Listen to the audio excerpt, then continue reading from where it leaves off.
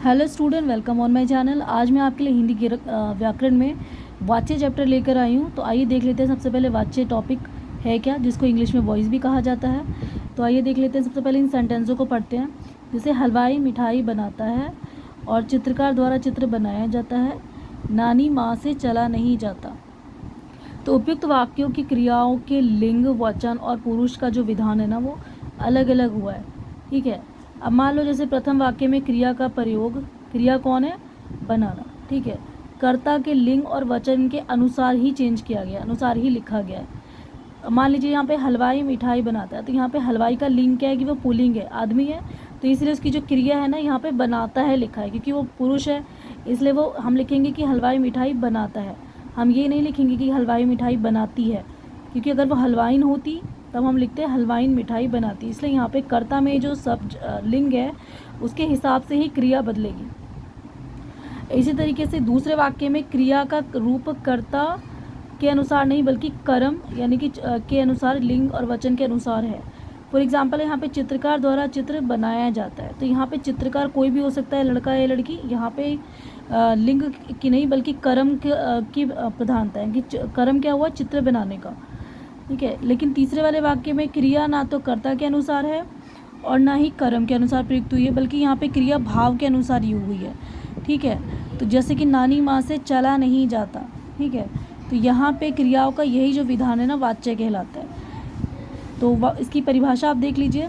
क्रिया के जिस रूप से ये ज्ञात हो कि क्रिया कर्ता, कर्म या भाव किसके अनुसार प्रयुक्त हुई है, उसको हम वाच्य कहते हैं, या फिर वो वाच्य कहलाता है। तो क्रिया के जिस रूप से ये ज्ञात हो कि क्रिया कर्ता, कर्म या भाव किसके अनुसार से प्रयुक्त हुई है, उसे वाच्य कहते हैं। अब आइए देखते हैं हिंदी में वाच्य के 3 भेद होते हैं। तो पहला वाच्य है कर्तृवाच्य। कर्तृवाच्य में कर्ता यानी कि सब्जेक्ट की प्रधानता होती है, इसमें कर्ता की प्रधानता होती है। इसमें क्रिया के लिए लिंग, वचन और पुरुष कर्ता के लिंग, वचन और पुरुष के अनुसार होते हैं। अब जैसे कुम्हार बर्तन बनाता है, तो यहाँ पे कुम्हार कर्ता है और इसका लिंग क्या है, पुल्लिंग है। तो इसीलिए इसका जो क्रिया होगी ये भी चेंज होगा। कुम्हार बर्तन बनाता है लिखेंगे हम, क्योंकि वो पुल्लिंग है। हम ये नहीं लिखेंगे कि कुम्हार बर्तन बनाती है, हम लिखेंगे कुम्हार बर्तन बनाता है। तो क्रिया जो यहाँ पे जो करता है उसी की प्रधानता होगी, उसी के हिसाब से क्रिया में परिवर्तन आएगा।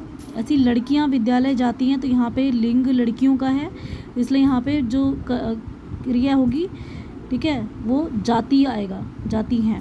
अगर हम लिखेंगे लड़कियां स्कूल जाता है तो ये गलत हो जाएगा, लड़कियां विद्यालय जाती है। तो ऐसे वाच्य को हम कर्तृवाच्य कहते हैं, जिसमें कर्तृ यानी कि कर्ता जो सब्जेक्ट होता है उसकी प्रधानता होती है, उसी के हिसाब से क्रिया में चेंजेस आता है। उपयुक्त प्रथम वाक्य में कर्ता कौन है? कुम्हार। एक वचन है, एक ही है, और पुल्लिंग भी है, और क्रिया बनाता है, उसी के अनुसार एक वचन पुल्लिंग है। ठीक है। दूसरे वाक्य में कर्ता लड़कियां हैं, इसमें बहुवचन है लड़कियां, और स्त्रीलिंग है, और इसलिए क्रिया जाती है, भी उसी के अनुसार बहुवचन स्त्रीलिंग है। आगे आता है कर्मवाच्य, सेकंड पे। कर्मवाच्य में क्रिया की प्रधानता होती है, इसमें क्रिया के लिंग, वचन और पुरुष कर्म के लिंग, वचन और पुरुष के अनुसार होते हैं। जैसे कि किसान द्वारा हल चलाया जाता है, सुरेश से कार चलाई जाती है। तो इसमें है क्या, उपयुक्त वाक्यों में हल तथा कार कर्म है। हल और कार क्या है? कर्म, क्योंकि इनके द्वारा काम हो रहा है। प्रथम वाक्य में क्रिया हल कर्म के अनुसार एक वचन पुल्लिंग है, इसी प्रकार दूसरे वाक्य में भी क्रिया कार कर्म के अनुसार एक वचन स्त्रीलिंग है। अगला आता है भाववाचक। भाववाचक में भाव की प्रधानता होती है, भाव मतलब फीलिंग की प्रधानता होती है। इसमें क्रिया के लिंग, वचन और पुरुष ना तो कर्ता पे और ना ही कर्म पर के अनुसार होते हैं, बल्कि वे भाव के अनुसार होते हैं। जैसे मुझसे खाया नहीं जाता, वृद्ध से दौड़ा नहीं जाता। तो उपयुक्त वाक्य में खाया नहीं जाता तथा दौड़ा नहीं जाता क्रियाओं का भाव ही प्रधान है, अतः यहाँ पे भाववाच्य है। भाववाच्य में क्रिया सदैव एक वचन, पुल्लिंग और अकर्मक होती है। अब मान लीजिए यहाँ पे वाच्य में परिवर्तन कैसे करेंगे, यही तीनों वाच्य के हिसाब से अगर हम परिवर्तन किस प्रकार से करेंगे तो इसको सीख लेते हैं। कर्तृवाच्य से कर्मवाच्य बनाने के लिए कर्ता के साथ से या फिर द्वारा जोड़ दिया जाता है, और क्रिया कर्म जो है उसके लिंग, वचन के अनुसार परिवर्तन कर दी जाती है। मान लीजिए कर्तृवाच्य में यहाँ पे लिखा है मोहन पत्र लिखता है। अब इसका कर्मवाच्य हम लिखेंगे तो इसमें कर्म प्रधान हो जाएगा, मोहन से पत्र लिखा जाता है, तो यहाँ पे से भी जुड़ जाएगा। यहाँ पर कर्तृ से कर्मवाच्य बनाने का जो पहला रूल होता है कि इसमें कर्ता के साथ से या फिर द्वारा जोड़ दिया जाता है। तो कर्तृवाची में अगर लिखा है मोहन पत्र लिखता है तो इसमें कर्मवाची में चेंज करते समय हम लिखेंगे मोहन से पत्र लिखा जाता है। इस तरीके से कृष्ण ने कंस को मारा, ये कर्तृवाची क्योंकि इसमें जो करता है कृष्ण, इसका मेन काम है। अब इसको हम कर्मवाची में चेंज करेंगे तो कृष्ण के द्वारा इसमें ऐड कर देंगे कंस मारा गया। के द्वारा ऐड करने के बाद यहाँ का जो सेंटेंस है वो इस सब्जेक्ट के अनुसार हो जाएगा। तो इस तरीके से आगे चलते हैं नेक्स्ट पेज पे, नेक्स्ट उदाहरण के लिए। अगला उदाहरण है जैसे सचिन क्रिकेट खेलता है, ठीक है, तो इसमें सचिन हो गया, करता हो गया ये क्योंकि ये मेन है। इसी तरीके से अब इसको अगर हम कर्तृवाची में चेंज करेंगे तो हम लिखेंगे सचिन, उसके बाद से लिख के फिर क्रिकेट खेला जाता है। अगला है ये पुस्तक लता ने लिखी है, तो अगर हम इसको कर्तृवाची में चेंज करेंगे कर्मवाची से कर्तृवाची में तो लिखेंगे ये पुस्तक लता के द्वारा लिखी गई है। आगे चलते हैं कर्तृवाची से भाववाचक में बनाने की क्या विधि होती है।